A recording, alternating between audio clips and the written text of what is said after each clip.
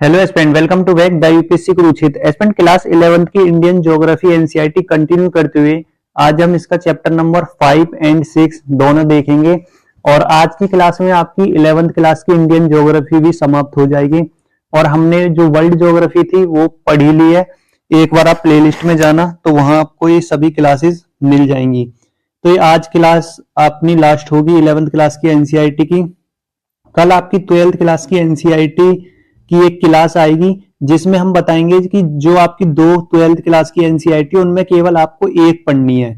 ठीक है, जो वो मानव वाली है ना वो किताब नहीं पढ़नी, और जो वो दूसरी पढ़नी है तो उसमें भी हमें एक आध दो चैप्टर पढ़ना है तो वो बता देंगे और उससे अगले दिन आपको नोट्स मिल जाएंगे। तो इस प्रकार हमारा ज्योग्राफी कंप्लीट हो जाएगा। और आपको पहले भी बताया गया है कि ज्योग्राफी के लिए केवल एनसीईआरटी काफी है 6 to 12, और आप इसके साथ मैपिंग देख सकते हो और करंट, तीन चीजों से आपका ज्योग्राफी कंप्लीट हो जाएगा जीएस 1 के लिए और प्री के लिए। ठीक है, ऑप्शनल के लिए थोड़ा एक आध दो किताब बढ़ जाती है, बट जीएस के लिए एनसीईआरटी हमारी काफी होती है। ठीक है, तो चलो चैप्टर नंबर 5 स्टार्ट करते हैं जिसका नाम है प्राकृतिक वनस्पति।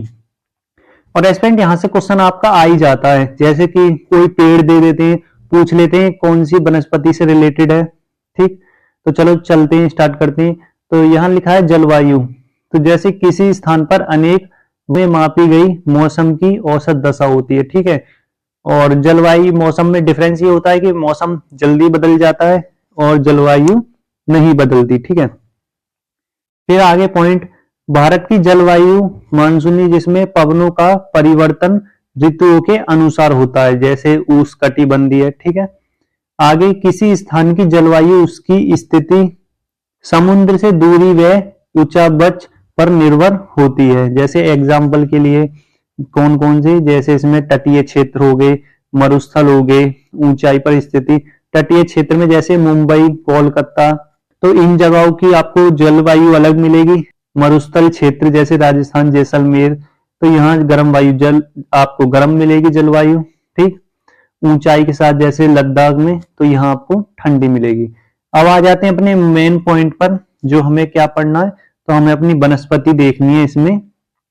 तो चलो, वो ऊपर कुछ आपके इंपोर्टेंट थोड़े से पॉइंट थे। अब आ जाते हैं प्राकृतिक वनस्पति, जो मानव की सहायता के बिना उपज जाते हैं। ठीक है, मतलब मानव का इनमें कोई योगदान नहीं होता। हालांकि जब ये वनस्पति बड़ी हो जाती है तब मानव इन पर बहुत ज्यादा डिपेंड होते हैं। तो ये जंगल में अपने आप ही उपज जाती है कुदरती तौर पर। ठीक है, तो भारत में प्राकृतिक वनस्पति अब हम देखेंगे, और आगे आपको ये मैपिंग है, इसके हिसाब से हमें भारत की प्राकृतिक वनस्पतियां समझनी है। तो चलो मैप के हिसाब से पहले थोड़ा समझा देते हैं, फिर हम देखेंगे एक एक को। तो मैपिंग के हिसाब से तो हमारे भारत में मतलब 5 प्रकार की वनस्पति पाई जाती है, जिसमें सदाबहार वन, ठीक है, जो कि आपके केरल तट के आसपास मिलते हैं जहां क्रॉस के निशान। ठीक है, और पर्णपाती, तो ये आपके पतझड़ इलाके में। ठीक है, तो इधर जैसे उत्तर प्रदेश यहाँ। ठीक, तो ये चिन्ह बना रखे हैं। जैसे पर्वतीय वन, तो यहाँ इस टाइप में मिलेंगे जहां आपके पर्वत थोड़े ज्यादा हुए। कांटेदार, तो ये गुजरात की तरफ मिलेंगे। ठीक है, और मेघवा वन, जहां ये आपके छोटे छोटे तटों पर मिलेंगे। ठीक है, तो इन चिन्हों का यही है। और यदि मेंस में ऐसा कुछ वनस्पति से रिलेटेड आता है तो आप ये बिल्कुल चित्र बना के आए, ऐसे ही दर्शाएं कौन सी वनस्पति कहाँ है, और इन वनस्पति को आप ढंग से याद कर लें क्योंकि प्री में क्वेश्चन आते ही हैं। ठीक है, अब हम एक एक पढ़ लेते हैं अपनी वनस्पति। तो पहली है हमारी उष्ण कटिबंध वन। ठीक है, तो यहाँ जो वर्षा होती है, तो यहाँ वर्षा 200 सेंटीमीटर तक होती है। सदाबहार वन होते हैं। ठीक है, घने वितान प्रकाश जमीन तक इनमें नहीं पहुंच पाता है क्योंकि बहुत ज्यादा लंबे होते हैं। और सदाबहार वन ये होते हैं, पत्तियां अलग अलग मौसम में गिरती हैं। ठीक है, तो पहले कौन से, उष्णकटिबंधीय वन। ठीक है, जो कि सदाबहार वन होते हैं, इनमें पत्तियां गिरती है। और वृक्ष के नाम देख लें तो महोगनी, इबनी, रोजवुड, बांस, ठीक है, रबड़, तो ये होती हैं। और क्षेत्र कौन सा, पश्चिमी घाट, अंडमान निकोबार व पूर्वी हिमालय, इधर ये पाए जाते हैं। कौन से, उष्णकटिबंधीय वन। ठीक, दूसरे आ जाते हैं आपके उष्णकटिबंधीय, जो कि पतझड़ वन होते हैं।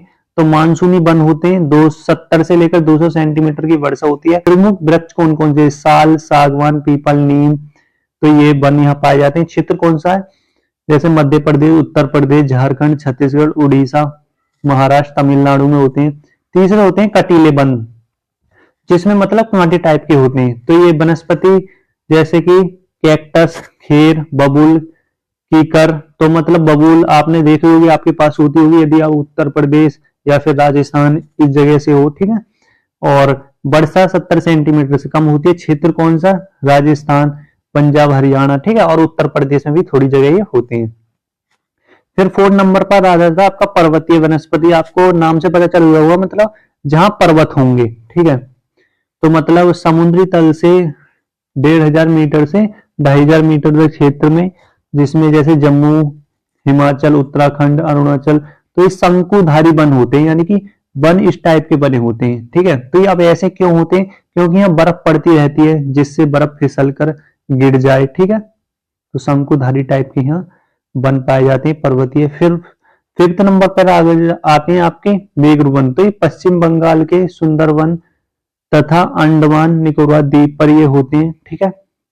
और डेल्टा क्षेत्र में एक पौधा होता है जिसका नाम है सुंदरी नामक पौधा, ठीक है। हम अपने मैप में देख लेते हैं। तो मैप में आपको पहले बता दिया है कि जैसे कि सदाबहार अपने ये केरल वाले राज्य इनमें पाए जाएंगे, ठीक है। तो आप इन्हें देख सकते हो। तो इस प्रकार ये हमारे वन होते हैं और मेंस के लिए काफी इंपोर्टेंट होती हैं, ठीक है। जैसे जिसमें और आपके पर्वतीय वन इस क्षेत्र में होते हैं, जिसमें जम्मू कश्मीर, ठीक है, और शंकुधार के यहाँ वन होते हैं। कटीले वन ये गुजरात की तरफ होते हैं, थोड़े से उत्तर प्रदेश में, ठीक है। और पर्णपाती वन आपके ज्यादा पाए जाते हैं, देख रहे हो ये सब इतने सारे क्षेत्र में आपको ये पर्णपाती वन ही दिखाई देंगे, ठीक। तो चलो अब अपने नेक्स्ट चैप्टर पे चलते हैं। नेक्स्ट चैप्टर हमारा मृदा है, वो आज हमारा लास्ट चैप्टर है। तो चलो चलते हैं। चैप्टर नंबर 6 में देख लेते हैं। इसमें देखना है मृदा, मिट्टी। तो भारत में मिट्टियां कितने प्रकार की देखते हैं, और यहाँ क्वेश्चन आता ही है काली मृदा से। तो पीटी में आपका आ भी चुका है कई बार, और आता ही है मृदा टॉपिक से, ठीक है। तो जलोढ़ मृदा, काली मृदा, लाल व पीली मृदा, लेटराइट मृदा, सूक्ष्म मृदा, लवण मृदा, वन मृदा, पिटियम मृदा, ठीक है। तो पहले पढ़ लेते हैं हम जलोढ़ मृदा। और ये आप देख रहे हो पीटी में आ चुकी है ये चीज। तो जलोढ़ मृदा उत्तरी मैदान नदी घाटियों में होती है और डेल्टा क्षेत्र में होती है, और ये भारत देश में 40% भाग पर है, ठीक है। निरपेक्ष मृदा होती है। विस्तार कहाँ कहाँ है इसका? जैसे ही राजस्थान, गुजरात, प्रायद्वीप, पूर्वी तटीय क्षेत्र में, और इसमें बुलाई, दोमट से चिकनी मिट्टी होती है। और इसमें किसकी मात्रा अधिक होती है? पोटास की मात्रा अधिक होती है, फास्फोरस की कम, जो कि पीटी में आपका आ चुका है, ठीक है। फिर आगे गंगा के ऊपर व मध्यवर्ती मैदान में खादर और बागर यही होती हैं, जिसमें जैसे खादर में क्या होता है कि प्रतिवर्ष नई मृदा का निर्माण होता रहता है, ठीक है। और बागर किसे कहते हैं? तो ये पुरानी जलोढ़ मृदा होती है, ठीक। और फिर इसमें और पीटी में ऐसी क्वेश्चन आए तो ये कैल्शियम संग्रहित कंकड़ द्वारा बनी होती है, या फिर इसमें ये होता है। और रंग हल्के धूसर से राख धूसर, यानी कि थोड़ा राख जैसा कलर होता है। इसमें गहन कृषि होती है, ठीक। फिर आ जाती है आपकी दूसरी मृदा, कौन सी है? काली मृदा, ठीक, ब्लैक सोइल। तो ये आपकी इंपोर्टेंट हो जाती है। दक्कन पठारी क्षेत्र पे ये है, ठीक है। और ये काली मृदा काली क्यों है? क्योंकि यहाँ ज्वालामुखी सक्रिय होते हैं, तो वहां से ये सब काली मृदा निकलती रहती है, ठीक है। तो ये महाराष्ट्र, गुजरात, आंध्र प्रदेश, तमिलनाडु क्षेत्र में गोदावरी व कृष्णा घाटियों के मध्य होती है। और रेगर या रेगुर कपास काली मृदा होती है, ठीक। आगे देखते हैं। यहाँ ये गीले होने पर फूल जाती है और चिपचिपी होती है, सूखने पर ये सुकड़ जाती है, और शुष्क ऋतु में चौड़ी दरारें पड़ जाती हैं, ठीक है। और आगे फिर इसमें दे रखा है कि नमी में धीमे अवशोषण और नमी में क्षय की इस विशेषता के कारण काली मृदा में लंबी अवधि तक नमी बनी रहती है। फसलों को शुष्क ऋतु में नमी मिलती है। ठीक, चूने, लोहे, मैग्नीशियम, एल्युमिनियम और पोटास की मात्रा होती है इसमें। ठीक है, बट फास्फोरस, नाइट्रोजन और जैव पदार्थ की इसमें कमी होती है। तो ये पॉइंट आ सकता है इसमें। रंग गाढ़ा काला होता है और सलेटी रंग की होती है और ये कपास के लिए सबसे अच्छी है। ठीक है, आगे आ जाता है फिर आपका लाल पीली मृदा। तो लाल मृदा दक्कन पठार में ये पूर्वी दक्षिण भाग में होती है।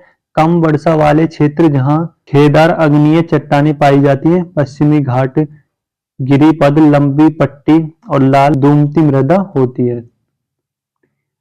फिर आ जाती है पीली लाल मृदा। तो ये उड़ीसा छत्तीसगढ़ में होती है। लाल रंग होता है।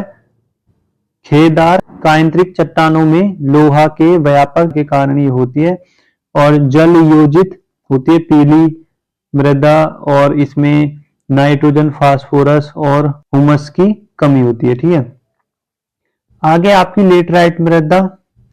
तो ये उच्च तापमान पर भारी वर्षा, तीव्र निछालन होता है और चूना, सिलिका निचलित होता है और लोहा, ऑक्साइड व एल्यूमिनियम इसमें होता है।